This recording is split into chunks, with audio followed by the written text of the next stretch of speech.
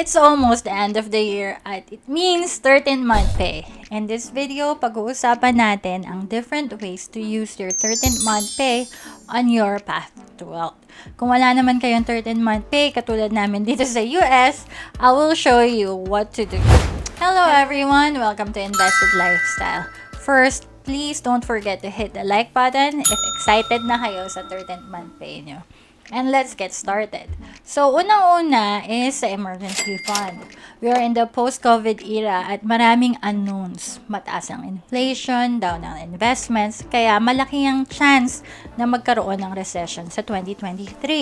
Just in case mawalan kayo ng work or magkasakit kayo, at least meron kayong mahuhugot at hindi kayo kailangang umutang. Pwede nyong ilagay ang emergency fund nyo sa bangko or high yield interest accounts basta make sure liquid siya. Meaning, pwede nyong i-withdraw anytime. So, number 2, kung may emergency fund na kayo, next is bayaran nyo yung mga high interest debts nyo. Anything higher than 6% interest. Personally, ang ginagawa ko is binabayaran ko muna yung mga pinakamataas na interest. And then, yung susunod ng pinakamataas. Paunti-unti, matatapos din yung utang nyo. So, number 3, kung tapos na kayo sa pagbabayad ng high interest debts nyo, like credit cards, next is make sure up-to-date kayo sa insurance nyo. I'm a fan ng pure at fixed insurance lang. Hindi ko gusto yung mga may kakabit na investments like VUL or Kaiser 3-in-1 dahil sa fees at commissions. Usually, 3% or more ang mababawas sa gains nyo compared sa low-cost index funds. At over time, malaki ang difference. Let's say, 25 years. A 3% difference is almost half na malulugi sa'yo. Why? Dahil sa mga commissions at fees ng insurance company. Kung inaalala nyo naman yung mga riders, pwede naman kayo magpalagay ng rider kahit walang investment component. Just shop around. If okay lang naman sa inyo na magbayad ng commissions and fees, then mas okay na may insurance kaysa sa wala. Basta always remember to invest outside of your insurance dahil hindi kakayanin ng insurance lang kapag nag-retire kayo. In the description below, may link ako ng investment calculator that you can use. Number 4, speaking of investment, it's always great na mag-upskill kayo dahil walang makakanakaw sa inyo ng education at skill. An example is Lean Six Sigma. Kung nasa management career kayo, katulad ko, it's very helpful. This is not a sponsored video, but Ateneo will have a course this January. Shop around din kung may mas mura. Based on my experience, kapag nakikita ng employers that you are continually improving yourself, they will pay you accordingly and they are willing to train you in a leadership position. Number 5, of course, invest it. Kahit na mababa ang markets now, I see it na discounted yung presyo ng mga stocks. If you are investing in the long term, good opportunity ang bear market to accumulate wealth or stocks. If you don't trust the market, you could also put it in bonds. For example, Pag-ibig MP2, if every year ilalagay nyo ang bonus nyo, let's say 12,000 pesos sa Pag-ibig MP2, the projection in 25 years is close to 600,000 pesos, which is realistic. Hindi kasing laki ng stock market, pero less risky. Number 6, kung may business idea kayo at financially ready na kayo, meron na kayong emergency fund, insurance, investments, at wala na kayong high interest debts, then maybe pwede kayong magtayo ng small business. Based on experience, mas nagiging successful yung businesses namin ni Andrew if hands-on kami. Yes, after na meron na kaming process, nagde-delegate kami, pero for the first 1 to 2 years, at least dapat hands-on ka. So, you can control and be an expert sa sarili mong business.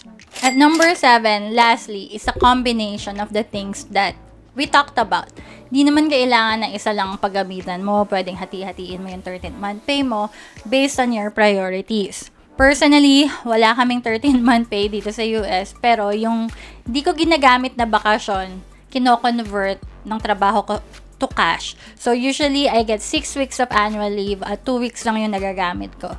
So, yung 1 month is like a 13-month pay for me. Ang plano ko is ilagay lang siya sa high yield savings account right now. Bakit? Dahil nag-iipon pa din kami to buy an investment property. Kailangan namin ng down payment at vacancy fund.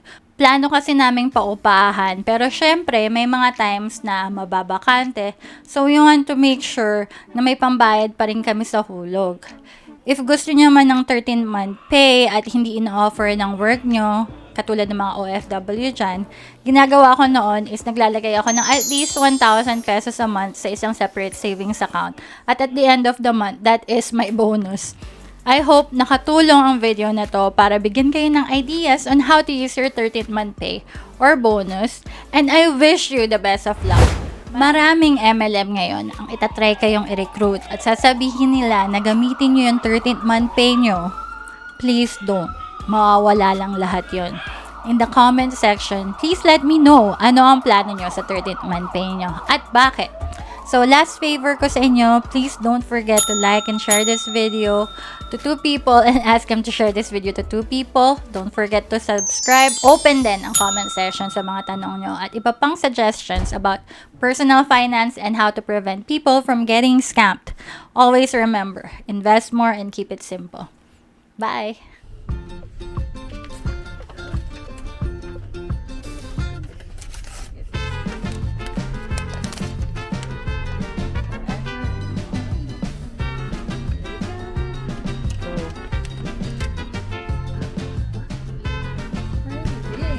Yeah, this is pretty big. Oh, someone left a thing up.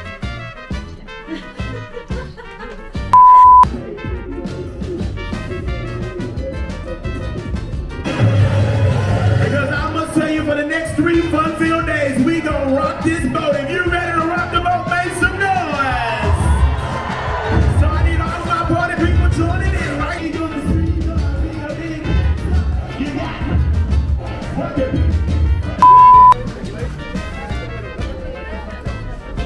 Oh my god.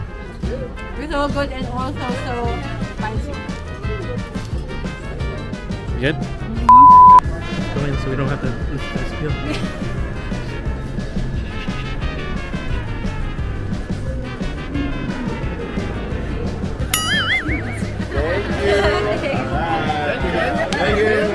Thank you.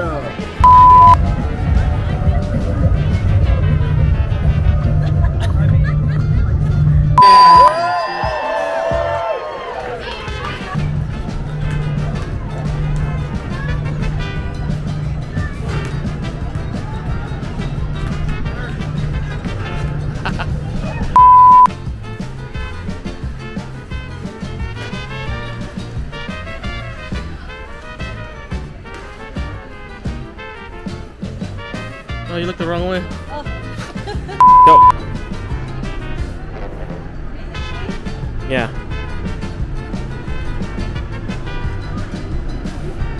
You don't have to keep doing it.